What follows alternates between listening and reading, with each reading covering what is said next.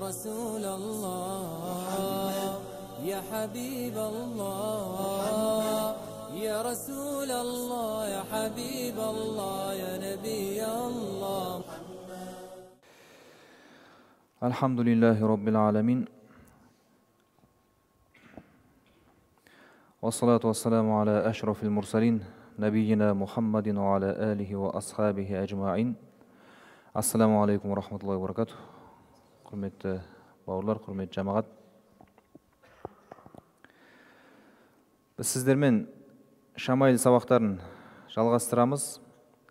Естеріңізге сала кетейік, Шамаил деген бұл пайғамбарымыз саллаллаху алейхи ва салламның түрі, сипаты, мінез құлқы, қадір қасиеті, ғибадаттары, тағы да сол сияқты мәселелер. Бұл Шамаил кітаптарын оқудың, жалпы бұл жайлы ізденудің, білуге талпынудың тағы бір пайдасын айта кетейік. Бұл өзімізге бір құлшыныс болсын. Пайғамбарымыз саллаллаху алейхи ва саллям өзінен жеткен бір сахих хадисте айтады: Мин ашадди уммати хуббан ли. Менің үмбетімнің ішіндегі мені ең қатты жақсы көретіндердің бірі олар мыналар деп екі белгісін айтады. Бірінші белгісі насун якунуна мин баъди. Олар менен кейін келетін адамдар дейді. Яғни менің көзімді көрмейді. Бұл белгісі бізде бар мысалы. Біз ешқайсымыз пайғамбарымыз саллаллаху алейхи ва салламды көрген жоқпыз. Екінші белгісі явадду ахадухум лау раани би ахлихи ва малихи. Олардың әрқайсысы мені көру үшін тіпті оған бала шағасы, мал дүниесі құрбан болып кетсе де соны армандап отырады дейді. Бір көрсем деп армандап отырады дейді. Осы екі белгі бойында бар адамдар пайғамбар саллаллаху алейхи ва салламның заманында болмаса да, көзімен сол кезеңді көрмесе де, пайғамбар саллаллаху алейхи ва салламды ең қатты жақсы көретіндердің қатарына жатуына мүмкіндігі бар. Оған көмектесетін тағы бір нәрсе, бұл не дедік біз? Шамаил. Өйткені кіріспе сабақта шейхтің сөзін келтірдік. Ол көру тек кәдімгі көзбен емес, көкірек көзмен қатар болған кезде ғана пайда береді. Әйтпесе пайғамбарымыз саллаллаху алейхи ва салламды көрді ғой небір мүшриктер, кәпірлер. Егер көкірек көзі көрмесе, ол екі емес, төрт көзімен көрсе де, ол ешқандай пайда жоқ жерде. Сол үшін де Құранда Аллах Тағала не деді? Астағфиру билла. Фа иннаха ла та'мал абсар, валакин та'мал қулубу лати фис судур. Шын мәнінде мына көздер емес, соқыр болатын ол мына көкіректегі, кеудедегі жүректер деді.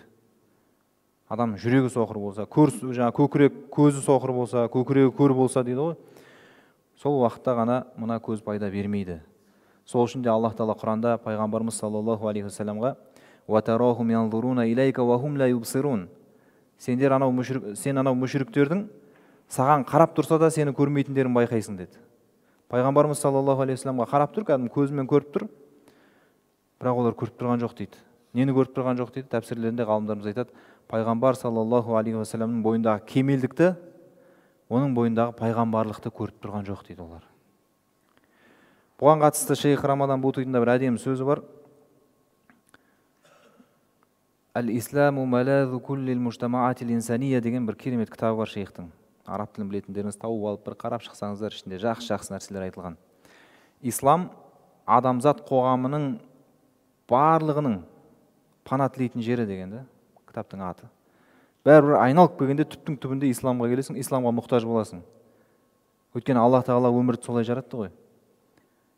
Өмірдің өзінің заңдылығымен сүрмесең, сен бәрібір бұл өмірден бақыт таппайсың. Ма анзална алейкал Құр'ана литашқа. Біз саған бұл Құранды сорласын, бақытсыз болсын деп түсірген жоқпыз деді. Бақытты болу үшін Құранды түсірді. Бұл өмірде бақыт табу үшін, ақиретте бақыт табу үшін Алла Тағала Құранды түсірді. Сен бұл Құранның жолымен жүрме, бәрібір сен өмірге неше рет айналып келсең де бақыт таппайсың. Бұл солай да, Алланың жазған нәрсесі сондай. Сол кітабында айтады, адамдардың мысалға исламға көзқарастары әртүрлі ғой. Кім исламға қандай көзбен қарайды, сол нәрсесін көреді, сол нәрсені табады дейді. Мысалы, пайғамбарымыз саллаллаху алейхи ва саллям, шейхтің сөзі. Пайғамбарымыз саллаллаху алейхи ва саллямның заманында кейбіреулер пайғамбарымыз саллаллаху алейхи ва саллямға тәкаппарлық көзімен, нәпсі көзімен дүние көзімен қарады дейді. Сөйтті де одан Абу Талиптің жетімін, Абу Кабшаның жетім сүт баласын сондай көрді дейді. Кедей, дүние мүлкі жоқ, сондай бір адамды көрді дейді. Ал жай таза фитрамен адами көзбен қарағандар оның бойынан туралықты көрді, шындықты көрді, аманатты көрді, пайғамбарлықты көрді дейді. Сөйтіп оған иман келтіріп ерді дейді. Сондықтан адам не іздейді, соны табады ғой былайша айтқан кезде. Ал бұл нәрселер бізге пайғамбарымыз саллаллаху алейхи уассаламды көрмесек те, сол көру бақытына еге болған сахабалардың пайғамбар саллаллаху алейхи уассаламмен қаншама жүз, қаншама мың мәрте сұхбаттас болған, бірге жорықтарға шыққан, сапарда жүрген, бірге намаз оқыған Алланың сүйікті құлдарының риуаяттары арқылы, солардың жеткізген хабарлары арқылы біз пайғамбар саллаллаху алейхи уассаламды көкірек көзімен көруге мүмкіндік табады екенбіз. Біз өткен сабақта бір хадисті аяқталмай қалған едік. Пайғамбарымыз саллаллаху алейхи уассалам дене бітімі жайында баяндалған хадистің біз ортасына келіппіз. Сол жерден жалғастырайық. Естеріңізде болса, пайғамбарымыз саллаллаху алейхи уассаламның қолын, алақанын, білегін сипаттап келдік. Ары қарай шафнул каффайни вал қадамайни, бұл алдыңғы хадистерде де кездесті. Екі алақанымен, екі аяғы болғанда табанымен үсті ғой. Жұмсақ және жуан деп түсіндірдік оны. Саилул атраф, саусақтары ұзын.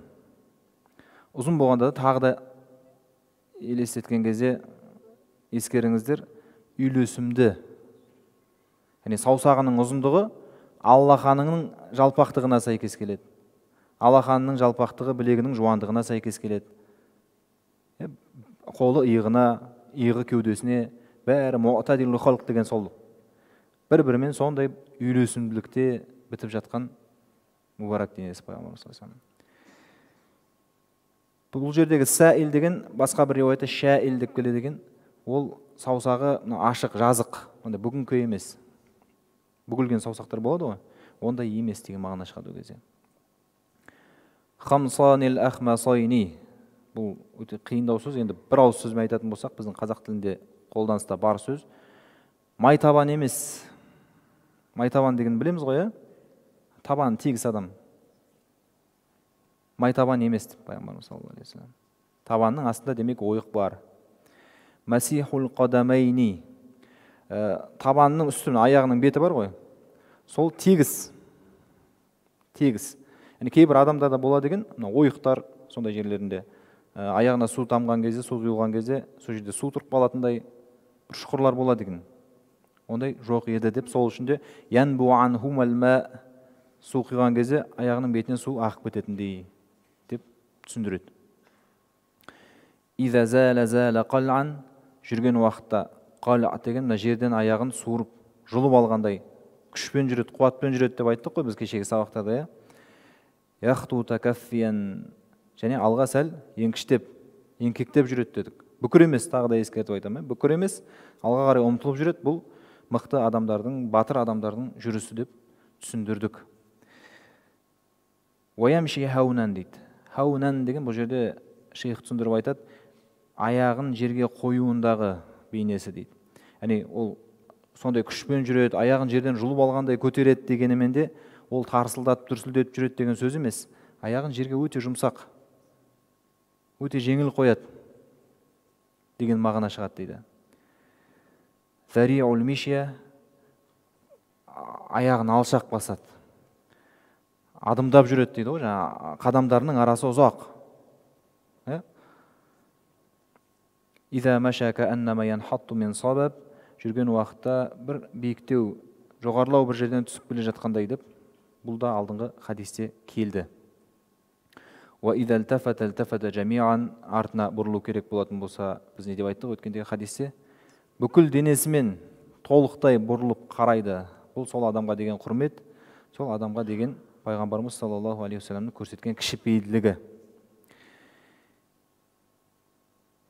Бұлар пайғамбар саллаллаху алейхи уассаламның дене бітіміне қатысты кейбіреулері әдетіне қатысты ішінде араласып келіп жатыр. Өткенде біз айттық сабағымызда. Бұл нәрселерге біз еліктей алмаймыз. Mesela бойыңның ұзындығын, саусағыңның ұзындығын, я болмаса алақаныңның жалпақтығын пайғамбарымыз саллаллаху алейхи уассаламға келтіре алмайсың. Бұл нәрседе біз бұйырылғандай емеспіз. Бұны білуге, тануға міндеттіміз, бірақ ол біздің қолымыздағы нәрсе емес, Алланың жаратылысы ғой. Бірақ кейбір әдеттері де арасында қосылып келеді. Ол нәрселерде ол бізге қатысы жоқ деп отырмаймыз. Біз сол пайғамбарымыз саллаллаху алейхи уассалам істегендей, айтқандай жасауымыз керек. Сондай әдеттерінің бірі міне келесі сипат. Бұл әлі хадис аяқталған жоқ. Хафиду тарфи дейді. Көзін төмен тастап жүреді. Көзін тыяды деген мағынада шығады. Төмен қарап жүреді. Бұны шейх түсіндіріп айтады. وَهَذَا شَأْنُ الْمَشْغُولِ بِرَبِّهِ. Өзінің Раббысымен қарым-қатынасымен, Раббысымен мәмілесімен мәшғүл болып жүрген адамның ісі дейді бұл. Басқа нәрсе, басқа дүние қызықтырмайды. Екіншіден бұл біздерге, жас жігіттерге үлгі ғой. Әсіресе жаздың күндері, бойдақ балаларына жерде көз деген жел тұрды, етек көтерілді деген нәрселер болып жатыр ма? Ол қаланың бәрі сондай, даланың бәрі сондай деген нәрсе емес. Адам көзі тыюға міндетті. Құранда Аллах Тағала «Қул лил муъминина яғудду мин абсарихим». Мүміндерге айт деді пайғамбар. Мүміндерге айт, көздерін түсірсін төмен дейді. Оңай нәрсе ол, қолымызда тұрған нәрсе ғой. Ол үшін бір ешқандай еш нәрсені айналдырмайсың, қоспайсың, тартпайсың. Жай ғана мына әрекет қой, болды міне. Бұл енді кейбіреулеріміз жеңіл қарайтын шығармыз, бірақ Құранда Аллах Тағала арнайы осыған түсіріп тұр ғой, қарасаңыз. Не нәрсенің бәрі көзден кетеді ғой. Біз айтамыз ғой, 10 күнәнің 9-ы тілден деп. Бұлай дұрыстап алып қарасаң, 10-ы да көзден ғой негізі. Егер көзің тыйылса, көзің төмен қараса, сырттан мәлімет кірмейді ғой. Өзі көзбен құлақ қой сырттан алып келетін. Дұрыс па? Басқа қайдан келеді? Көзбен көресің, ойың бұзылады. Естисің, ойың бұзылады. Осы екеуіне еге болып жүрсе, адам көп деген фитналардан аман қалады. Сол үшін де бұның тағы бір осыған қатысты аятта Алла Тағала айтады: «Я'ламу хаинатал а'юн ва ма тухфис судур». Өзі жайында айтып жатыр да Аллах Тағала. Ол сендердің көздеріңнің қиянатын да біледі, және мына кеуделеріңнің жасырғанын да біледі дейді. Біз енді ешкім жоқ жерде, ешкім көрмей тұрған жерде, таныс тамыр жоқ жерде қарайсың ғой мысалға. Бірақ Аллах Тағала көріп тұрады да. Ішіңде не жасырсаң да, қанша бүкіл туған әке-шешеңнен жасырып жүрсең де, Аллах Тағала біліп қояды деген сөз ғой. Және бұның қияметке жетпей дүниеде де жазасы бар екенін жайында мына осы жаңағы аяттың тәпсірінде имам Суюти айтады. Пайғамбар саллаллаху алейхи уассаламның заманындағы жас жігіттердің бірі дейді. Бұл хадис, риуаят.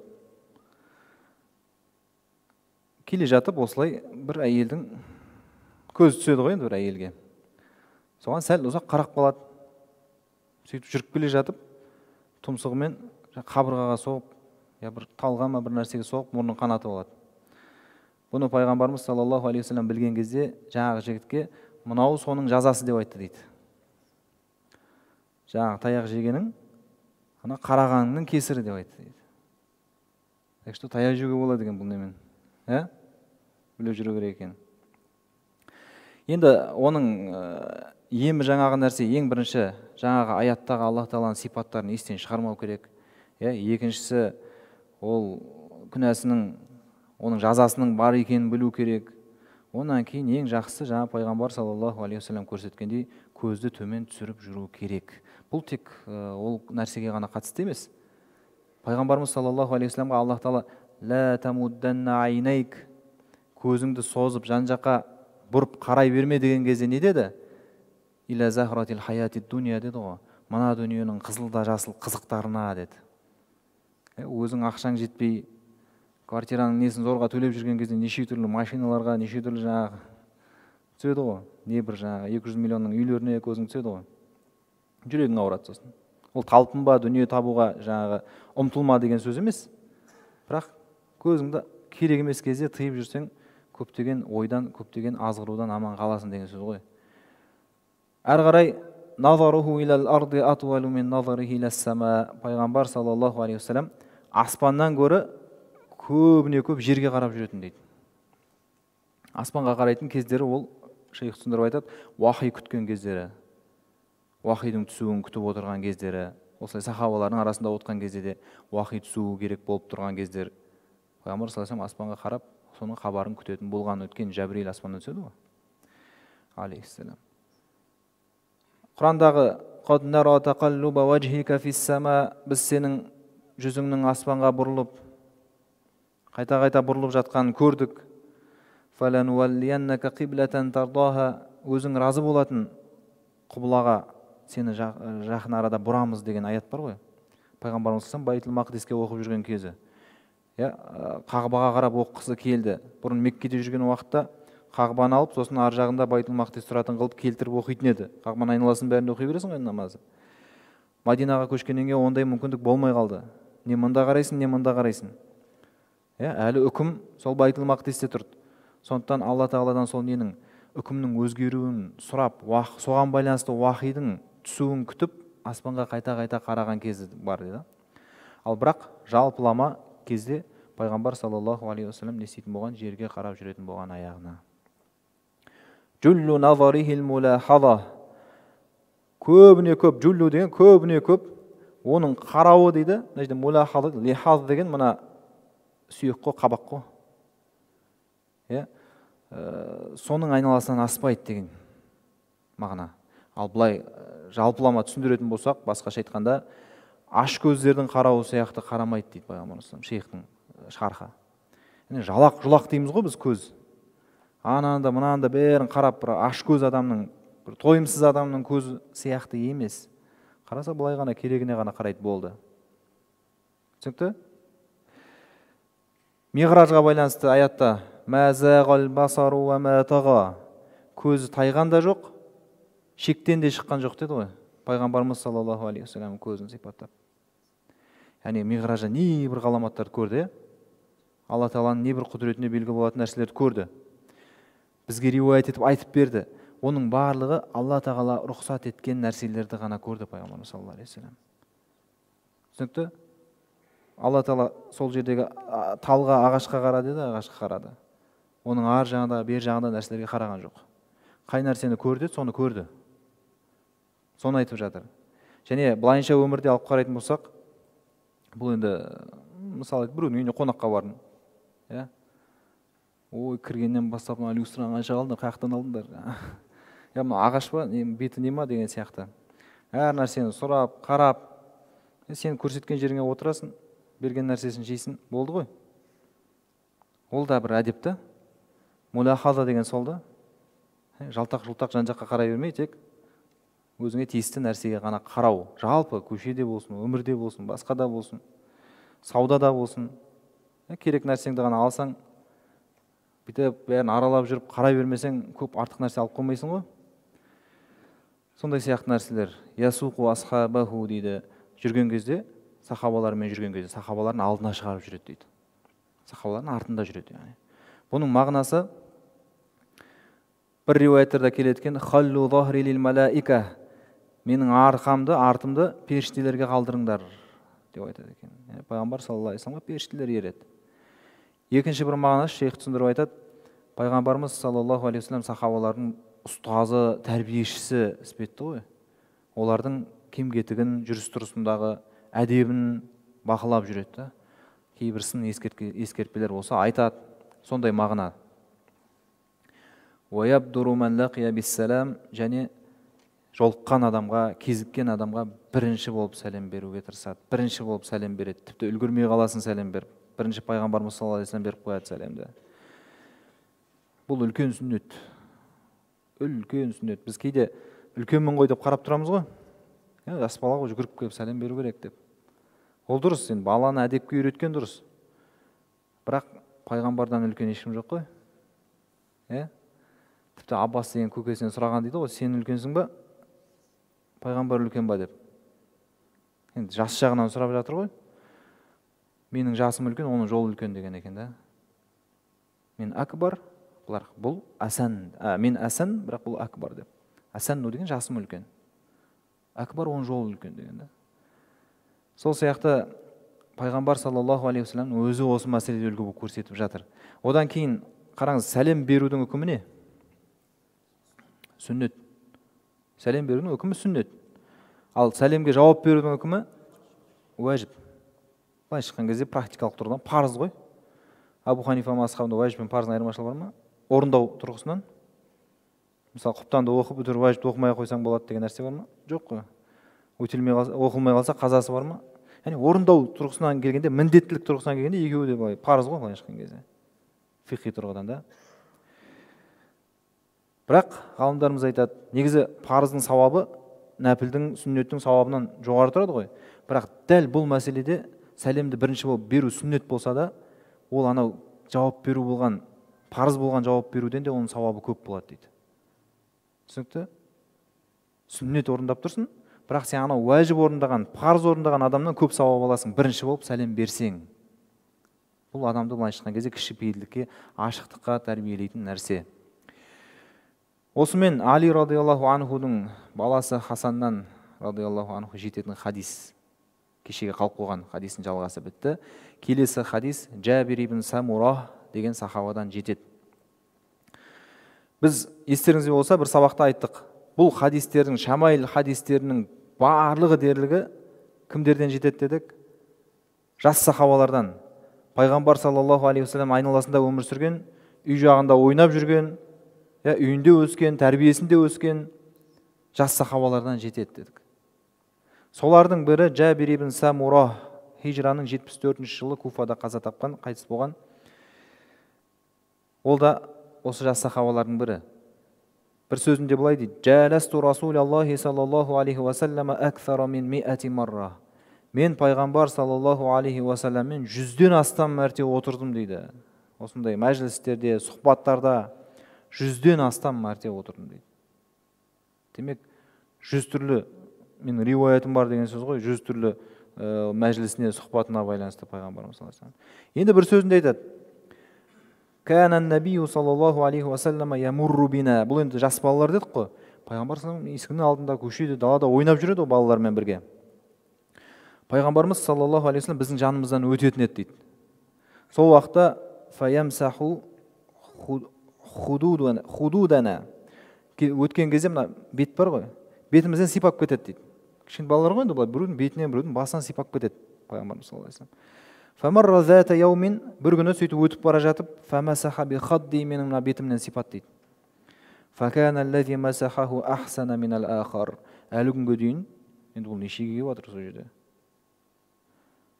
Бір 74 жасында қайтыс болды дедік қой енді. Үлкен кісі болғанға дейін айтып отырады екен: "Менің сол пайғамбар сипаған бетім мына бетімнен әдемі" деп. Енді қартаяды ғой, әжім түседі, қараяды, күнге күйеді деген сияқты. Бірақ пайғамбарымыз саллаллаху алейхи вассалам алақанын тиген жері аппақ болып, әп-әдемі болып тұрады да. Бұны Сияр Алам Нубалада имам Захаби келтіреді. Міне сол сахаба пайғамбар саллаллаху алейхи вассалам сипаттап: "Кана Расулуллахи саллаллаху алейхи вассалама дали'ал фам." Алланың елшісі саллаллаху алейхи вассаламның аузы үлкен еді деді. Біз оны өткен сабақта айттық, иә? Аузы кең, ашық болу, ол арабтарда ненің белгісі? Шешендіктің белгісі дедік. Ашкалал айни. Бұл жердегі ашкалул деген сөз көзінің ағы бар ғой. Сол ағында сәл бір қызыл тамыр бар. Көз былай шыққан кезде қызарып тұрады. Үнемі бір сәл қып-қызыл болып кетпейді. Бірақ мына көзінің ағында бір қызыл тамыр көрініп тұрады үнемі. Бұл пайғамбарлықтың белгісі.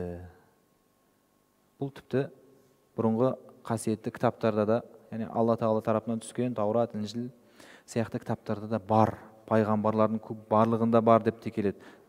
Кейбір ғалымдар бұны пайғамбарымыз саллаллаху алейхи вассаламның өзіне ғана тән қасиеті деп келеді. Енді бір ғалымдар оны жазады, бұл жүйрік аттарда болады дейді. Былай шыққанда адамның мықтылығында көрсететін нәрсе болуы мүмкін дейді. Енді әртүрлі нәрселер бар. Бірақ әрдайым пайғамбар саллаллаху алейхи вассалам көзінің ағында осындай бір қызыл тамыр көрініп тұратын болған. Манхусал ақиб. Ақиб деген не? Өкше. Мына өкшенің артында үстіңгі жағында бір сіңір болады ғой. Сол жері манхус деген, яғни сол жерінде ет аз, ет жоқ, сіңірі көрініп тұрады. Бүйтіп ұстай аласың. Кейбір адамдарда болады, ол жердің сіңірі көрінбейді, ұстай алмайсың. Май басып кете ме, ет басып кете ме, әйтеуір жуан болып тұрады ғой. Ал бірақ пайғамбарымыз саллаллаху алейхи вассалам өкшесінің үстінде сіңірі жаңағыдай көрініп тұратын жіңішке болған. Тағы да сол сахабадан жетеді. Раайту Расулаллахи саллаллаху алейхи вассалама фи лейлати идхиянин. Идхиян деген айлы түн. Ай бар кездерде, жарық болып ай көрініп тұрған кездер. Сол уақыттары пайғамбар саллаллаху алейхи вассаламды көрдім дейді бір айлы түнде. Ва алейхи хуллатун хамра, үстінде жаңағы қызыл жолақтары бар. Хулля деген шапан құсаған, пальто құсаған бір киім деп түсіндірдік қой өткен сабақта. Фажаалту анзуру илейхи ва илал қамар, пайғамбарға бір қарайым, анау айға бір қарайым. Фалахуа инди ахсану минал қамар, менің көзіме ол айдан да әдемі болып көрінді дейді пайғамбарымыз саллаллаху алейхи вассалам. Лахуа деген бұл жерде ла қасам ғой. Оның тақдирін ашқан кезде фаваллахи, Алланың атымен ант етейін деген мағына шығады. Бұл солай көрінуі біз айттық, жүректегі ненің белгісі? Пайғамбар саллаллаху алейхи вассаламға деген сүйіспеншіліктің, махаббаттың белгісі. Жалпы былай алғанда, егер шынымен адам қыңырлыққа, тәкаппарлыққа салынбай, былай әшейін көзімен қарағанның өзінде оның әсемдігін, көркемдігін көреді деп айттық қой. Ал енді оған қоса иманы, сүйіспеншілігі болатын болса, ол пайғамбар саллаллаху алейхи вассаламның сұлулығына, әсемдігіне, сымбаттылығына еш нәрсені теңей алмайды. Бір табиғиндердің біреуі болса керек, Әл-Бара ибн Азиб деген сахабадан, біздің алдыңғы сабақта хадистерді риуаят еткен сахаба, сұрады дейді. Акана ваджху Расулиллахи мисла сайф, пайғамбар саллаллаху алейхи вассаламның жүзі қылыш сияқты болды ма деп сұрады дейді. Қылыш жарқырап тұрмай ма, жалт-жұлт етіп. Сондай болды ма деп. Сонда жаңағы сахаба, жоқ, бәл мислал қамар, ай сияқты болды дейді. Бұны енді ғалымдарымыз әртүрлі түсіндіріп айтады. Қылыш сияқты дегені, біз алдында айттық қой, пайғамбарымыз саллаллаху алейхи вассалам ат жақты да болмаған, дөңгелек жүзі де болмаған деп. Екеуінің ортасында болған, бірақ сәл жүзінде дөңгелектік байқалатын еді деп. Енді қылышқа теңегені, ол жердегі мақсат ат жақты болды ма дегені шығар дейді бір ғалымдар. Ал оны айға теңегені жоқ, жүзінде дөңгелектік бар деген сол ана хадиспен үйлестіреді. Енді хадистерді былай біріктіру, үйлестіру деген ол негізі ғалымдардың ғалымдығы ғой былай шыққан кезде. Әл-илму жамъун ва фарқ дейді ғой. Ілім деген, ғылым деген ол біріктіру, қосу және ажырату дейді. Яғни біздің көзімізге мынау мүлдем басқа хадис, мынау мүлдем басқа хадис болып тұрған екі хадистің ұқсас тұстарын арасындағы байланысты көреді де ғалымдар екеуін біріктіреді. Сол сияқты біздің көзімізге екеуі бір нәрсені айтып тұрған хадис болуы мүмкін, мағынасы ішіндегі. Бірақ оқыған ғалым адамдар оны не істейді? Жоқ, мынау мүлдем басқа хадис, басқа нәрсе айтылып жатыр бұл жерде, мынау басқа хадис деп солай жасайды енді ғалымдардың үлкен бір артықшылығы. Екінші бір мағынасы бұл жерде айға теңегені жүзіндегі нұр. Өткенде айттық қой, жүзі нұр болып жарқырап тұратын болған деп. Келесі риуаят, әйгілі сахаба, ең көп хадис жеткізген сахаба Абу Хурайра радиаллаху анхудан жетеді. Оның шын аты Абдуррахман.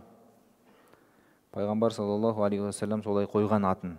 Негізінде басқа бұрынғы жаңағы мүшриктік сенімге байланысты аты болған деп келеді.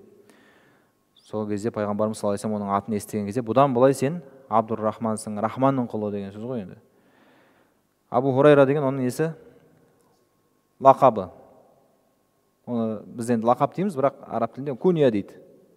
Абу деген сөзбен тіркеліп келсе, ол не оның баласымен байланысты болады. Абул Хасан десе, Хасанның әкесі. Солай ма? Не ол соған қатысты бір затпен байланысты болады. Соның иелігіндегі. Мына жерде ол мысалы Абу Хурайра, пайғамбар саллаллаху алейхи вассалам оны мысық көтеріп тұрған кезінде көріп, солай атаған дейді. Мысықтың егесі, мысығы бар адам деген сияқты ғой енді. Затқа байланысты, мысалға біздің имам Абу Ханифа, оның Ханифа деген қызы болмаған. Ол Ханифа деген сия құятын ыдыс қой, сия сауыт дейміз, сия құятын ыдыс. Ол осындай шейхтардың мәжілістерінде білім жазып келген уақытта, ол Абу Ханифа байдың баласы ғой, барлығы бірдей өзіне жеке сия ұстай алмайды ғой, ол қанша ақша тұрады ғой. Абу Ханифаның өзінің сиясы болған ыдысында, әрдайым толып тұратын болған. Сол кезде енді танитыны бар, танымайтыны бар, атын білетіні бар, білмейтіні бар. Абу Ханифа сиясы бар адам, бізге берші сияңнан деп алады ғой. Сол Абу Ханифа бұл көткен ғой содан дейді. Бұл негізінде құрмет ретінде айтылады. Жай ғана мысалы аты Хасан болса, Хасан дегеннен көрі, енді құрдастар, жолдастар бір-біріне айта беретін шығар, бірақ ол бір ғалым болатын болса, сыйлы бір құрметті адам болатын болса, оны міндетті түрде арабтарда сол күниясымен айтады. Бүкіл ғұламалардың аты солай басталады ғой. Абул Мансур әл-Матуриди, Абул Хасан әл-Ашғари, Абу Ханифа, Абу Юсуф дейміз. Мысалы, Абу Юсуфтың тіпті атын білмейміз кейбіреулеріміз, мысалға да соншалықты атына айналып кеткен ол. Бұл құрметтің белгісі. Абу Хурайра радиаллаху анху, мына жерде бір, бұл білесіздер, пайғамбар саллаллаху алейхи уассаламмен мулазим дейді ғой, жанынан ажырамаған сахабада ең көп хадисті ол солай жинады. Ол не көрмеді сол жолда? Мысалға басқа сахабалар айту саудаға шықты, жұмыс істеді, жалданды, өзінің нанын тапты ғой. Абу Хурайра радиаллаху анху хадис жинайым, пайғамбар саллаллаху алейхи уассаламның хадистерін жинайым, және соны кейінгі үмбетке жеткізем деген уайыммен ғана өмір сүрді. Тіпті жейтін тамақ таппай қалатын кездерім болды деп айтатын хадистер өте көп. Осыған бір оқиға айтып кетейін. Мына жерде қазір сіздер үсті-үстіне сипаттарды айтып келіп, мына миымызға жаңағы жиналмай жатқан шығар, кішкене ой сергітіп, Абу Хурайраға қатысты бір оқиға айтып кетейік. Бұл пайғамбарымыз саллаллаху алейхи вассалам мұғжиза бабына жатады. Абу Хурайра айтады: мен бір күні сондай қатты қарным ашты дейді, бұратылып қалдым дейді. Бұратылып жерге кәдімгі жатып қалдым дейді. Сөйтіп бір кезде Абу Бәкірді көріп қалдым дейді, радиаллаху анху. Сөйтіп Абу Бәкірге бардым да бір Құрандағы аят туралы сұрадым дейді. Ондағы мақсатым бір нәрсе жеу дейді. Жүр үйге барып түсіндірейін деп, түрімді көріп, халімді көріп, мүмкін бір тамақтандырып жіберер, бір кесе сүт болса да әйтеуір бір нәрсе берер деген ой ғой. Бірақ Абу Бәкір менің өтінішімді орындамай өтіп кетті дейді. Ол өзі де қайбір жетісіп жүрген кездейсің. Өзі де сондай жағдайда жүрген шығар. Өткен пайғамбарымыз саллаллаху алейхи вассаламның басқа риуаяттарда келеді ғой. Сондай бір жаңағы адам жүрмейтін ыстық кез бар ғой, жаңағы бесін мен асырдың арасындағы. Сол уақытта пайғамбарымыз саллаллаху алейхи вассалам Абу Бәкірді көріп қалып, «Ма ахраджак» деп сұрайды ғой. Сен не шығарды мынандай уақытта, далаға не айдап шықты сен деген кезде, «Аллази ахраджак» дейді ғой. Сен не себепті шыққан болсаң, мен де сол себептен шықтым деп. Екеуі де қарны ашты. Бұл жерде жаман ойлап қалмаңдар, Абу Бәкір ертіп кетіпті, алып кете салса болады ғой деп. Сөйтіп Омар өтті дейді. Омарға да барып Құрандағы бір аят туралы сұрайын деп едім. Ол да өтінішімді орындамай кетіп қалды дейді. Бір уақытта пайғамбар саллаллаху алейхи уассалам шықты. Абу Хурайра Абул Қасим шықты деп айтады пайғамбарымыз саллаллаху алейхи вассалам, күниясы білесіздер. Сөйтіп ол маған бір қаратта көзімнен жанымды оқып қойды дейді. Ішімде не болып тұрған, не болып жатқан бірден түсініп қойды дейді. Сөйтті де, Абу Хир, жүр деп айтты дейді. Хир деген, Хурайра деген тасғир, Хир деген екеуі мағыналаспай шыққан кезде. Сөйтіп ізіне еріп бардым, үйіне алып келді дейді. Үйіне алып келіп еді, үйінде бір кесе тұр екен дейді. Кесенің ішінде сүт бар. Сосын әйелінен сұрады дейді пайғамбарымыз саллаллаху алейхи вассалам, мынау қайдан келді деп. Оны саған пәленше түгенше сыйлыққа алып келді деп айтты дейді. Не үшін сұрап тұр оны? Пайғамбар саллаллаху алейхи вассаламның бір белгісі, сипаты, садақадан ішпейді, жемейді. Егер оны біреу садақа берсе алмайды, басқа біреулерге береді. А сыйлық деп берсе алады. Абу Хурайра да осы жерде соны айтады. Пайғамбарымыз саллаллаху алейхи вассаламның әдеті, егер оған сыйлыққа бір нәрсе келсе, ол өзі де ауыз тиетін, және ең бірінші кезекте мешіттің жанында өмір сүріп тұрып жатқан асхабы суффа дейміз ғой, сәкідегілер, хадис жаттап, сол Абу Хурайра сияқты хадис жинап жатқандар, сахабалар. Соларға да ауыз тигізетін дейді. Ал егер садақа екенін білсе, солаймен соларға беріп жіберетін дейді. Соны естігеннен кейін пайғамбарымыз саллаллаху алейхи вассалам маған айтты дейді, Абу Хурайра айтады, сен бар да ана сәкідегілерді шақырып кел деп айтты дейді. Олар исламның қонақтары, олардың үйлері де жоқ, дүниелері де жоқ, жейтін тамақтары да жоқ. Сен соларды шақырып кел деп айтты дейді. Енді осы жерде Абу Хурайра өзінің ойын айтады. Енді ол пайғамбарымыз саллаллаху алейхи айтпайды ғой. Мен сол жерде бірден мынаны ойладым дейді. Екеуміз бөліп іше салғанда да болатын еді ғой деп. Сол. Сәкіде қаншама адам жатыр ғой? Риуаяттарда келеді 70 дейді, бір риуаяттарда 100 адам жатыр ол жерде дейді. Тағы бір адам, 2 адам шақырып кел десе ештеңе емес қой. Енді кесе сапар кесе шығар үлкен. Екеуміз бөліп іше салсақ та болатын еді ғой. Қазір ол сәкідегілерді шақырса, біріншіден бұл маған жетпей қалады. Екіншіден мен қызмет қылдырып қояды, мен құйып тұрам оларға дейді да. Абу Хурайра айтады. Сөйтіп амал жоқ, пайғамбарға бағыну керек. Барып шақырып келдім дейді сәкідегілердің бәрін. Пайғамбарымыз саллаллаху алейхи вассалам сол өзі ойлағандай Абу Хурайраның, Абу Хир, ұста кесені. Сөйтті аналарға бер деп айтты дейді. Мен кезек-кезек сөйтіп беріп тұрдым дейді. Біреуіне берем, ол сіміріп ішетті, қайтып өзіме береді.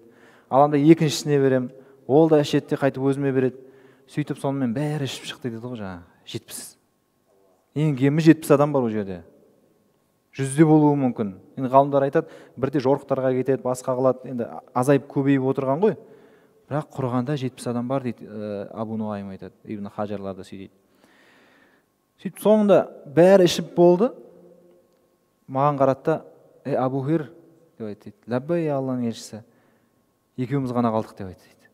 Рас айтасыз Алланың елшісі, екеуміз ғана қалдық. Бәрі ішіп болды, бәрі тойды деп айттым дейді. Ендеше отырда іш деп қолыма кесені берді дейді. Мен іштім дейді. Қайтып өзіне беріп едім, тағы да іш деп айтты дейді. Тағы да іштім, сөйтіп тағы да іш деп айтты дейді. Тағы да ішіп, соңында болмағасын айттым дейді. Алланың елшісі, сізді ақиқатпен жіберген Алланың атымен ант етейін, менде орын қалмады ішімде ішетін деп айттым дейді. Бағанағы бір кесе сүтті әлі ішіп отқандары. Сосын пайғамбарымыз саллаллаху алейхи вассалам ендеше әкел деді, бисмилля деп Аллаға мақтау айтып, өзі ішіп тауысып қойды дейді. Қараңыз, пайғамбар саллаллаху алейхи вассаламмен осындай қиын қыстау кезеңдерге, біраз мұғжизаларға, бұдан да басқа құрмамен қатысты қаншама басынан өткен оқиғалар бар Абу Хурайраның. Бұл сондай исламға жанкештілік жасаған, бүкіл былайша айтқан кезде өмірін арнаған сахабалардың бірі. Кана Расулуллахи саллаллаху алейхи вассалама абияд. Пайғамбар саллаллаху алейхи вассалам ақ еді дейді, аппақ жүзді еді дейді. Кааннама сиға мен фидда, бейне бір күмістен құйылғандай дейді. Қараңыз. Раджила шар, шашында сәл бұйралық байқалатын еді дейді. Бұйрада емес, тегісті емес деп айттық алдында, бірақ сәл бұйралық байқалатын еді. Аппақ дегенде алдында түсіндірдік, жансыз ақ емес, нұр бар, сәл қызыл шырайлылық білінеді. Келесі хадис, бұл осы дене бітіміне байланысты, жоқ, соң емес екен. Жәбир ибн Абдилла деген сахабадан жетеді, радиаллаху анху. Бұл Жәбирде пайғамбар саллаллаху алейхи вассалам қамқорында болған сахабалардың бірі, жас сахабалардың бірі, жас жігіттердің бірі. Бұның білесіздер әкесі, бұл да муксирлерге жатады, көп хадис жеткізген сахабалардың қатарына жатады, радиаллаху анху. Пайғамбар саллаллаху алейхи вассаламмен бірге тек Ухудтан басқа барлық соғысқа қатысқан. Ухудқа қатыса алмаған не үшін? Әкесі кеткен Ухудқа. Оның тағы 9 қарындасы бар. Ол соларға қарап, еге болып, қамқор болып қалған. Шешелері де жоқ. Әкесі кетіп, сол Ухудта әкесі қаза табады. Әкесі Абдуллах ибн Амр ибн Харам деген сахаба. Ухудта оған үлкен пайғамбар саллаллаху алейхи вассалам дәрежелерін айтқан, қаза тапқан кезде оның жаңа періштелерге алып кеткені, Алла тағаланың онымен сол жерде тілдесіп жатқандығы айтылады ғой. Ухудта қаза тапқан кезде Жәбір әкесін жоқтағанда енді жылап, сөйтіп қайғырып жатады ғой. Сонда пайғамбарымыз саллаллаху алейхи вассалам Жәбірді жұбату үшін айтады: "Ей Жәбір, сен әкеңнен сұраса, қазір жағдайын сұраса, соны білгің келе ме?" дейді. "Иә" дейді. "Дәл қазір Алла Тағала хижабсыз, ешқандай пердесіз сенің әкеңмен сөйлесіп жатыр" дейді. Дәл қазір сөйлесіп жатыр. Одан не сұрап жатыр білесің ба дейді. "Сен нені армандайсың" деп сұрап жатыр дейді. Сонда сенің әкең жауабын қара. Пайғамбар саллаллаху алейхи вассалам ғайыптан уахидмен алып отыр ғой хабарды. Сенің әкең Алла Тағалаға былай деп жауап беріп жатыр: "Мен қайтып келіп, қайтып осы жерде өлсем деп армандаймын" деп айтып жатыр дейді. Осындай қайғы көрген, осындай қиыншылық көрген сахаба Тіпті сол үшін де ол не істеді, бір риуаятта келеді ғой, ей Жабир, үйлендің ба деп сұрайды пайғамбарымыз саллаллаху алейхи вассалам. Қыз алдың ба, әйел алдың ба деп сұрайды. Әйел алдым деген кезде жас жігіт қой, жап жас жігіт, ажырасқан, күйеуі қайтыс болған, әйелді алады. Сонда не деп айтады пайғамбарымыз саллаллаху алейхи вассалам? Өзің сияқты жас алмадың ба деген кезде, Алланың елшісі, менің 9 қарындасым бар ғой дейді. Жаңа әкесінен қалған. Соларға шешенің орнына шеше болатын адамыз дегенді, былайша айтқан кезде қарасайсың, жастық шағын, өмірін, өзінің отбасына жаңағы бүкіл арнап тұр да. Сол үшін де пайғамбарымыз маған көп қамқорлық көрсеткен. Қаншама рет оны жаңағы түйесін беріп, жаңағы ақша беріп, үйленуіне көмектесіп, қарыздарынан құтылуға көмектесіп, сондай нәрселер. Дәл осы мұғжиза жаңағы Абу Хурайраның басынан өткен бір береке мұғжизасы Жабирде де болады. Әкесі қайтыс болғаннан кейін әкесінің біраз мойнында қарыз қалады. Меккеде, Мадинадағы яһудилердің бірінен қарыз алған ғой, құрма күйінде. Күріш, бидай алатындар мысалға егіп, егіннен қайтарып берем деген сияқты алады ғой, мысалы сол сияқты құрма алған. Бірақ қаза тауып кеткен, сонымен қайтара алмай қалған. Жабирдің кеп жағасынан алады яһудилер. Пайғамбар саллаллаху алейхи вассаламға өтініш айтады, сұрап беріңізші, сәл кешіктірсін мезгілін, сәл күте тұрсын деп. Пайғамбарымыз саллаллаху алейхи вассалам жаңағы яһудиге Омар екеуі барып сөйлескен кезде жоқ дейді, қатайып тұрып алады. Омар тіпті ашуланып кетеді. Алланың елшісі келіп тұр ғой, енді яһудиге ешкім емес қой былайша айтқан кезде. Бірақ Омар қатты ашуланып, анаған зекет кешіктіре қалсаң нең болады, нең кетеді? Дәл соған не қалды ма деген сияқты қатты сөздер айтқан кезде пайғамбарымыз тоқтатады Омар. Өзің ақысы ғой дейді. Берген қарыз рас. Ол қайтаратын күні келіп тұрған рас, қайтарып тұр, сұрап тұр. Ол әрі қарай тағы шегертпеу өзінің еркі ғой ол дейді. Сөйтсе Жабирге айтады, мәселені яһудимен шеше алмайтынын біледі. Жабирге айтады, сен үйіңде не бар, құрмадан қайтаратын бірдеңе бар ма дейді. Былтырдан алдыңғы жылдан қалған бір кепкен ең нашар сорттағы бір аз-маз құрма бар дейді. Бір қапшық шығар, дорба шығар кішкентай. Ендеше сен былай қыл дейді. Сол құрмаларды былайынан үлкен бір нәрсені, палатка сияқты мысалға нәрседен жайды, соған жаңа құрмаларыңды бүйтіп сеуіп салда, бетін жауып қой дейді. Біз қазір барамыз дейді. Ол дайындап қояды. Сөйтіп пайғамбарымыз саллаллаху алейхи вассалам барып, жаңағы жайылған құрманың беті жабық тұр ғой енді. Жанынан әшейін былай жүріп өтеді. Сонда Жабир айтады ғой, пайғамбар саллаллаху алейхи вассалам жанынан өткен кезде, анау дөмбейіп кәдімгідей былай үрленіп көбейіп жатты дейді. Сонда шыққан құрманың, енді қазір ұмытып отырмын енді. Ол немен фасық дейді ғой, уасық дейді ғой. Уасық деген тонна сияқты, біздің центнер сияқты өлшемдер ғой. Сонымен өлшенгенде біраз құрма шықты, мен қарызымнан да құтылдым, оны бірнеше жыл тағы азық қылдым дейді. Міне осы сахаба Жабир ибн Абдилла радиаллаху анху пайғамбар саллаллаху алейхи вассалам айтты дейді, «Урида алейял анбия», маған пайғамбарлар көрінді дейді, бейнесі. Бұны енді ғалымдарымыз түсінде көрді ма, жоқ әлде Миғраж, Исра Миғраж мұғжизасының кезінде көрді ма? Енді имамдыққа шығып бүкіл пайғамбарларға намаз оқыды ғой пайғамбарымыз саллаллаху алейхи вассалам. Ихтилафтар бар, жалпы көргені анық қой енді. فإذا موسى عليه السلام ضرب من الرجال كأنه من رجال شنوءة. Муса алейхиссаламды көрдім дейді, Муса пайғамбарды. Ол анау Йеменде Шануа деген ру бар екен, сол уақыттарда тайпа, сол Шануаның адамдарына ұқсайды дейді. Енді ғалымдар оның адамдары андай семізде емес, арықта емес, орташа денелі адамдар дейді. Уарайту Иса ибн Мариям алейхиссалам, дәл сол сияқты Мариям ұлы Иса пайғамбарды көрдім дейді. فإذا أقرب من رأيت به شبها عروة ибн Мас'уд. Оған ең ұқсайтын, мен көрген адамдардың ішіндегі ең ұқсайтыны, ең қатты ұқсайтыны Уруа ибн Мас'уд радиаллаху анху. Бұны білесіздер, Уруа ибн Мас'уд деген Худайбиядан кейін ислам қабылдайды. Бұл Құранда мүшриктер айтты ғой, «Лаула нуззила хазал Қур'ану ала ражулин минал қариятайни азим». Бұл Құран, мынау жаңағы өздерінің тілдерімен айтқанда жетімге емес, не Меккенің, не Таифтың ұлыларының біреуіне түскенде ғой, біз ұялмай еретін едік деген сөзді айтты ғой. Мүшриктер айтты ма? Меккенің деп тұрғаны кім? Абу Жахл. Таифтың деп тұрғаны осы Уруа ибн Мас'уд. Ол уақытта енді мұсылман емес еді ғой. Ол сондай әдемі, сұлу, сымбатты болған да. Соған ұқсайды дейді Иса пайғамбарды. Ураайту Ибрахим алейхиссалам. Сол сияқты Ибрахим алейхиссаламды көрдім дейді. Фаиза ақрабу ман раайту бихи шабахан сахибукум. Оған ең қатты ұқсайтын сендердің достарың, жолдастарың, яғни мен деп айтып жатыр ғой пайғамбарымыз саллаллаху алейхи вассалам. Тіпті бұл хадистің осы бапта келуінің өзін ғалымдарымыз не деп түсіндіреді?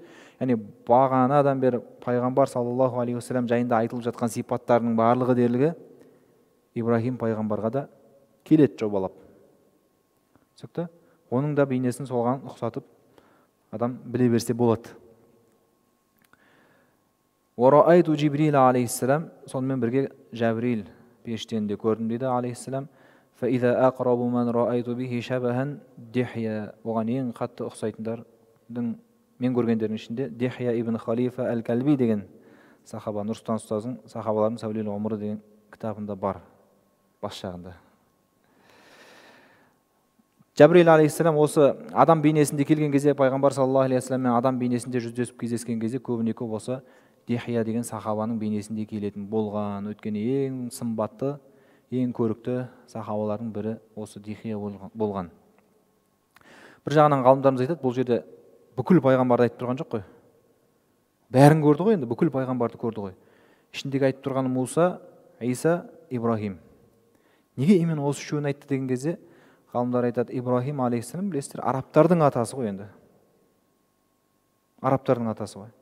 Муса сол жерде өмір сүріп жатқан яһудилерге кезінде жіберілген пайғамбар ғой. Ал Иса алейхиссалам насрани, христиандар, олар да алыс емес, айналада бар. Солардың пайғамбарлары. Былайша айтқан кезде сол жерде әңгімені еститін, сол хабар жететін адамдарға қатысы барларын ғана таңдап айтып отыр ғой пайғамбарымыз саллаллаху алейхи вассалам. Түсінікті?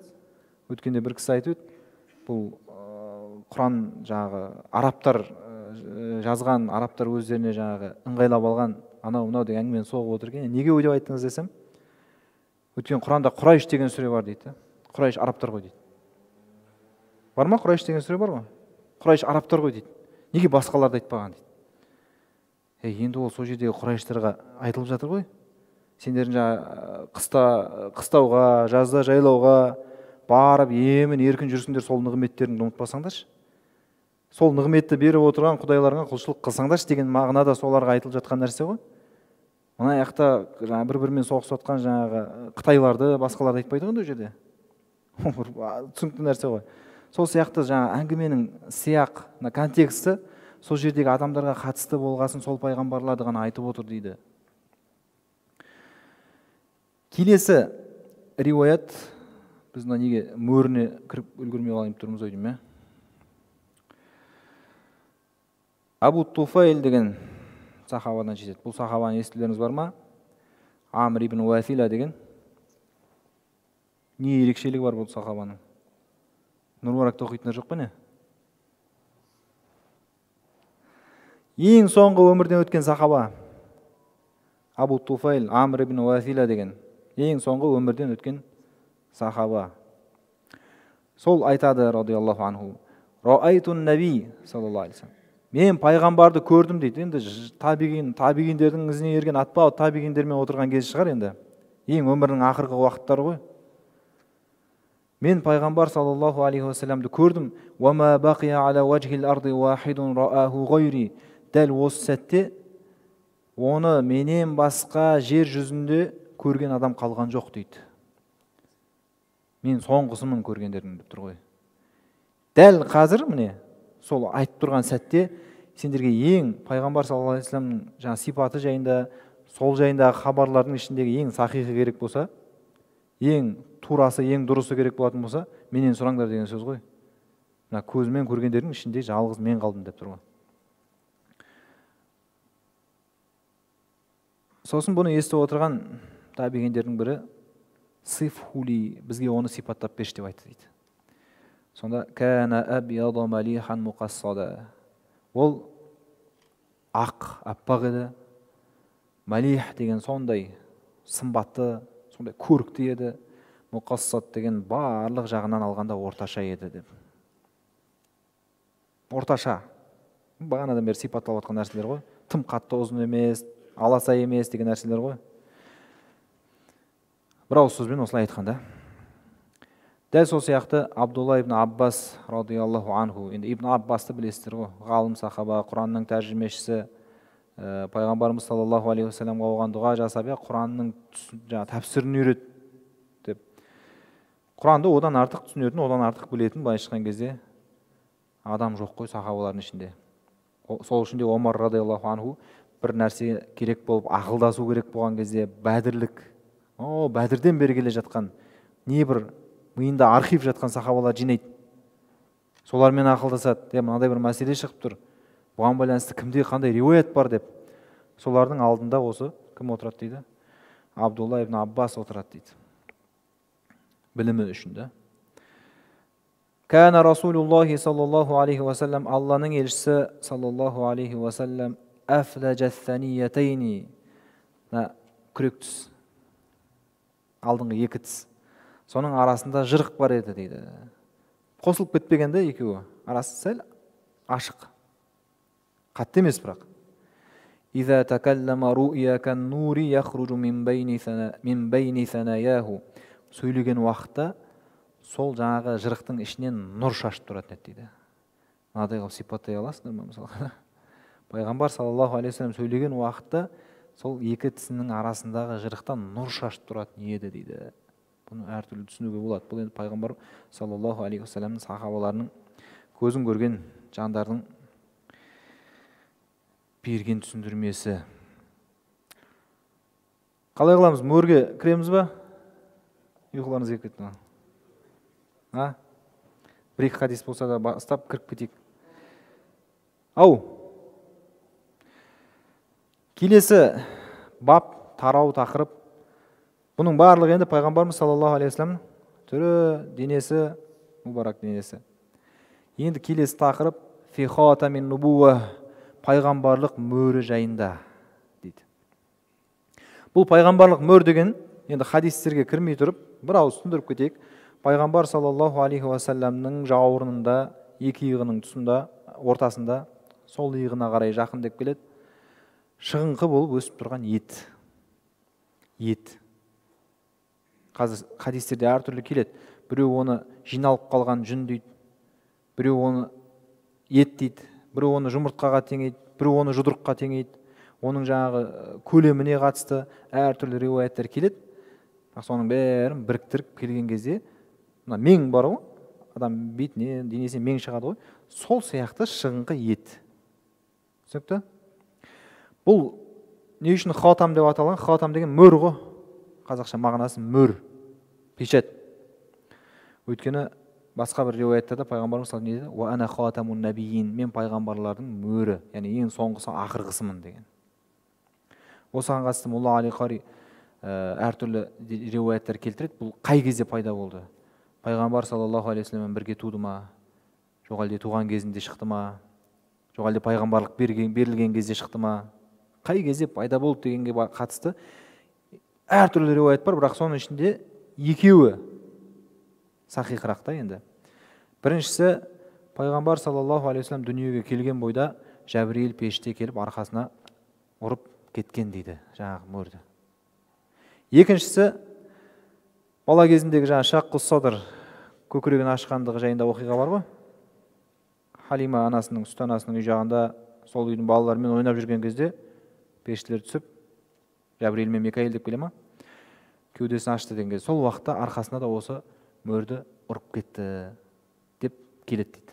Енді әртүрлі риуаяттардың ішінде осы екеуі сахихрақ. Ал мағынасына келетін болса, бұның хикметіне, бұл мөр нені білдіреді деген кезде, бұл баяғы Тауратта, Інжілде келген сипаттары пайғамбарымыз саллаллаху алейхи вассалам арқасында мөрі болады деген. Оны ана Сальман әл-Фарисидің хадисінен оқимыз. Екінші нәрсе, мысалға біреуге хат жазған кезде мөр басып сыртын конвертті жауып тастаса, ол хаттың сенің қолыңа жеткен кезде мөрі бұзылмаған болса, сол жазған адаммен ішіндегі нәрсені сен ғана білесің деген нәрсе ғой. Ортада ешкім оқып қойған жоқ, ашып қойған жоқ деген нәрсе. Сол сияқты пайғамбар саллаллаху алейхи вассаламға түсіп жатқан уахи, Алланың хабары ғой бізге жіберіп жатқан. Соның жету жолы өте сенімді. Оған ешқандай еш нәрсе араласпайды. тек қана Алладан шыққан уахи солаймен бізге жетеді деген сөз дейді. Сол мөр соны білдіреді дейді. Жаңа хаттың сенімділігін білдірген сияқты. Екінші бір мағынасы, бұл мөр жалпы мысалға бір құжат толтырғанда, хат жазғанда ең соңына бітті деген сөз ғой. Мына жазылатын нәрсенің барлығы бітті деген сөз ғой. Сол сияқты Алла тарапынан келетін елшілік, пайғамбарлық, кітаптардың түсуі, соның барлығы осы міне Мұхаммад саллаллаху алейхи уассаламмен аяқталды деген сөз. Алла тағала бүкіл адамзатқа түсіретін уахиын, хабарын барлығын осымен тоқтатты деген сөз дейді. Түсінікті? Бұдан да басқа мағыналар бар. Енді жалпы есіме түсіп отырған осы. Енді осыған қатысты хадистерге келсек. Бірінші хадис Ас-Саиб ибн Язид радиаллаху анхудан жетеді. Бұл да пайғамбар саллаллаху алейхи уассаламның айналасындағы жас сахабалардың бірі. Хижраның 2-ші жылы дүниеге келген дейді. Хижраның 2-ші жылы. Сонда пайғамбар саллаллаху алейхи уассаламды максимум есептегенде әрі кетсе қанша? 8-9 жасында көрген шығар. Әрі кетсе. Өзі хижраның 2-ші жылы дүниеге келіп тұр да. Бала кезінде көріп тұрмын, 5-6 жасар ма, 7-8 жасар ма, білмейміз, әйтеуір бала кезінде «Зәхәбәт би халати илән наби саллаллаху алейхи уассалам». Мені нағашы әпкем пайғамбар саллаллаху алейхи уассаламға ертіп алып барды дейді, жетектеп. Фақалат я Расулаллах, сөйтіп ей Алланың елшісі, иннабна ухти ваджиун. Менің мынау әпкемнің немесе сіңілімнің баласы, жаңа Саиб ибн Язид айтып жатыр. Ауырып тұр деп алып келіп тұр ғой енді. Фамасаха саллаллаху алейхи уассалам раси вада'a ли бил барака. Пайғамбар саллаллаху алейхи уассалам менің басымнан сипап, маған береке тіледі дейді. Дұға жасады дейді. Ва тавадда'a, сөйтіп дәрет алды. Фашарибту мин вадуихи. Мен оның бұл жердегі ваду деген енді әртүрлі түсіндіреді. Дәретке құйған су бар ғой, құмандағы су. Не соны дәрет алмай тұрып, дәретке алып келді ғой пайғамбар саллаллаху алейхи уассалам. Соны іштім деген мағына шығады. Не пайғамбар саллаллаху алейхи уассалам дәрет алып болғаннан кейін жаңағы құманда қалған су бар ғой, соны іштім деген мағына шығады. Мулла Али Қари, Алла рахмын алсын, осы екеуіне тоқтайды. Ибн Хаджар да солай қателеспесем. Өйткені басқа ғалымдар дәрет алып жатқан кезде денесінен үзілген су бар ғой, сол суға қолын тосып, сол суды іштім деген мағына шығады деп те айтқан ғалымдар бар. Бірақ Мулла Али Қари осы алғашқы екеуі дұрысырақ сияқты деп ана соңғы риуаятты онша құптамайды. Түсінікті? Өйткені дәреттен қалған суды ішкендігі жайында Али радиаллаху анхудың да бар ғой. Хасан мен Хусейн шақырып бергендер, мен сендерге аталарыңның дәретін көрсетем, үйретем деп, солай су алдырып, дәрет алып болып, сосын орнынан тұрып, қалған қалдық суды ішті деген риуаят бар. Сахих риуаят бар. Сөйтіп сол судан іштім дейді. Вақумту халфа захри. Ішкенде деген жазылып кеткен ғой одан кейін. Түсініп отырсыздар ма? Теберік дейді бұны. Табаррук. Пайғамбар саллаллаху алейхи уассалам берекеті. Біріншіден басынан сипап тұр, екіншіден оған дұға жасап тұр, үшіншіден дәретінен қалған суды ішіп тұр. Түсінікті? Сөйтіп одан жазылып кеттім деп айтады. Тіпті кейін бұл кісі, бұл сахаба радиаллаху анху 120 жасаған деп те келеді. Үлкейгеннен кейін قد علمت أني ما تمتعت بسمعي وبصري إلا ببركة دعاء النبي صلى الله عليه وسلم. Мен мына көзімде, құлағымда, жалпы бүкіл денемде көрген қуатты, күшті, көрген бүкіл рахатымды сол пайғамбар саллаллаху алейхи уассалам дұғасынан екенін білем деп айтты дейді. Сондай аттай шауып жүрген ғой қартайғанша. Пайғамбар саллаллаху алейхи уассалам дұғасынан. Байхақи, имам Байхақи бір риуаят келтіріп айтады, жаңағы осы сахабаның жайында риуаят келтіріп айтады. Қартайған кезде пайғамбар саллаллаху алейхи уассаламның алақанын тиген жерінен басқа жері ағарған шашының. Бірақ пайғамбар басынан сипат деді ғой, алақаны тиген тұсы солаймен жас кезіндегідей қап-қара болып қалған өле өлгенше. Түсінікті? Берекет деген сол да. Тіпті баракаллаху фик деп айтқан деп те келеді риуаяттарда. Сосын вақумту халфа захри, арт жағына барып, пайғамбар саллаллаху алейхи уассалам арқа тұсына барып тұрып алдым дейді. Бұны енді жас бала ғой, естіген болса керек, пайғамбар саллаллаху арқасында мөр бар екен деген әңгімелерді, соны көргісі келіп қызығып тұр ғой енді. Пайғамбарымыз саллаллаху алейхи вассалам да оны байқап, фаназарту илал хатами байна катифайхи, ашып көрсетеді ғой. Сөйтіп сол екі иығының ортасында тұрған мөрді көрдім дейді. Енді сипаттайды. Фаиза хуа мислу зиррил хажала. Хажала деген жағалы қалың киім ғой, суық күндері, салқын күндері киетін пальто ұқсаған. Жаңағы түймелері үлкен-үлкен болады да, ауыр киім болғаннан кейін. Соның түймесі сияқты деп түсіндірген екен. Жаңағы пальтоның түймесіне ұқсайды деп. Түсінікті? Дәл жаңа біз басында түсіндіріп айтып кеткен Жәбир ибн Самура деген сахаба, жас сахабадан бірі деді қолда. Раайтул хатама байна катифай Расулиллахи саллаллаху алейхи вассалам, Алланың елшісі саллаллаху алейхи вассаламның екі иығының жауырынының ортасындағы мөрді көрдім. Гуддатан хамра'a, қызарып шығып тұрған ет деп сипаттап жатыр. Мисля байдатил хамама, кептердің жұмыртқасына ұқсайды дейді. Размерін, көлемін айтып жатыр. Бұны енді ғалымдар түсіндіріп айтады. Біреулер мысалға ілгекке теңеп тұр, түймеге, біреулер жұмыртқаға теңеп тұр, біреулер жұдырықтай деп түсіндіріп тұр. Ол енді ет қой, денесінің бір бөлігі ғой. Бұлай жиырған кезде кішірейіп, денесін бұлай жазған кезде ол үлкейіп, сол әртүрлі кейіпке енген кезде әркім әртүрлі кезде көрген, сол көрген түсін айтып жатыр ғой. Түсінікті? Бірақ ол шығыңқы ет екені сөзсіз, талассыз. Ең дұрыс, енді бұл жерде тағы да нелер бар, жалған риуаяттар бар, маудуғ риуаяттар. Оның бетінде жазуы болған екен деген сияқты. Ешқандай сахих риуаят жоқ, оның бетінде жазу болды деген. Жазу болмаған. Жазу қолындағы жүзігінде болған. Түсінікті? Дәл сол сияқты Румайса радиаллаху анха. Бұл сахаба жайында мәлімет аз, әйел сахаба. Пайғамбар саллаллаху алейхи вассаламнан екі хадис қана риуаят еткен. Біреуі осы хадис, біреуі Айша анамыздан жететін духа намазы жайындағы хадис. Бірақ ғалымдарымыз айтады, Пайғамбар саллаллаху алейхи вассаламға жақындығы бар сияқты дейді, туыстығы. Және жасы да үлкен болған дейді. Сами'ту Расулаллахи саллаллаху алейхи вассалам, мен Алланың елшісі саллаллаху алейхи вассалам былай деп айтып жатқанын естідім дейді. Біреуден емес, өзінің аузынан естіген.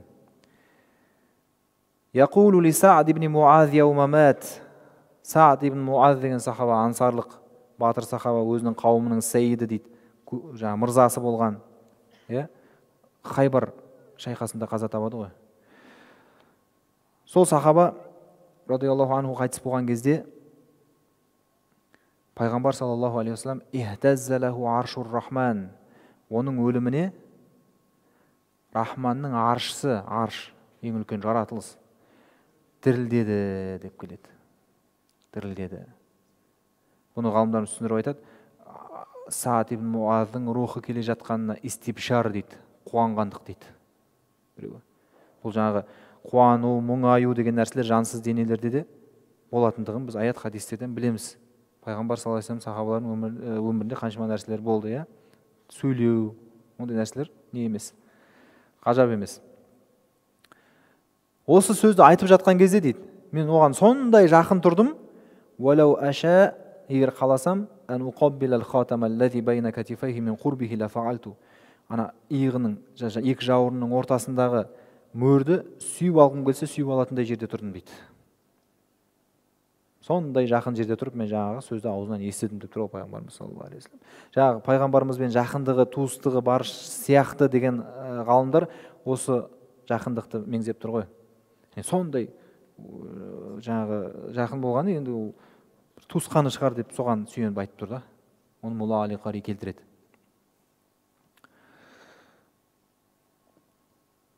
Уақыт бар ма?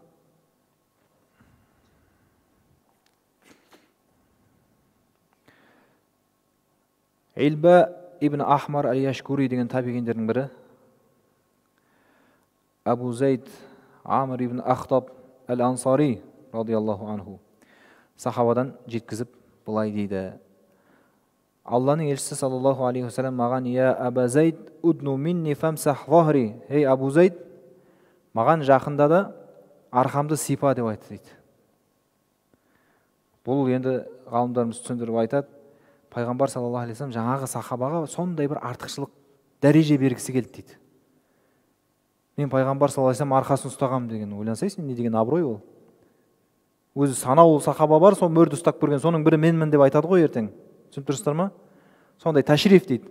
Пайғамбар саллаллаху алейхи вассалам дәрежесін оған өзіне бір ерекшелік бергісі келді, солай деп келеді. Артыма келді, арқамды сипа деп айтты дейді.